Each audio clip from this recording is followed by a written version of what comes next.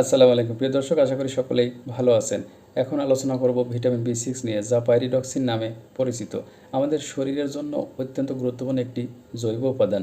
এটি প্রোটিন বিপাকে রক্তকণিকা গঠনে, স্নায়ুতন্ত্রের কার্যকারিতা উন্নত করতে এবং রোগ প্রতিরোধ ক্ষমতা বাড়াতে সহায়তা করে। ভিটামিন বি6 এর উৎস নিয়ে এবার আলোচনা করব। প্রাণীজ খাদ্য যেমন মুরগির মাংস, গরুর মাংস, মাছ, স্যামন, টুনা, ডিম, দুগ্ধজাত খাবার, দুধ, দই, পনির।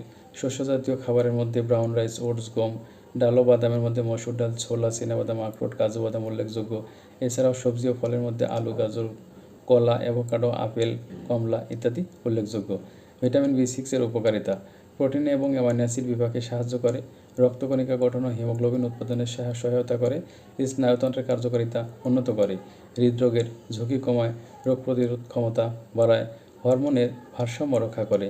ভিটামিন বি6-এর অভাবজনিত সমস্যা: অবসাদ, বিষণ্ণতা ও মনোযোগের অভাব, স্মৃতিশক্তি দুর্বল হয়ে পড়া, স্নায়ুর সমস্যা, ঝিমঝিম অনুভূতি, অবশ হয়ে যাওয়া, হিমোগ্লোবিনের অভাবজনিত রক্ত স্বল্পতা বা অ্যানিমিয়া, রোগ প্রতিরোধ ক্ষমতা কমে যাওয়া, ত্বকের সমস্যা যেমন শুষ্কতা ও ফেটে যাওয়া।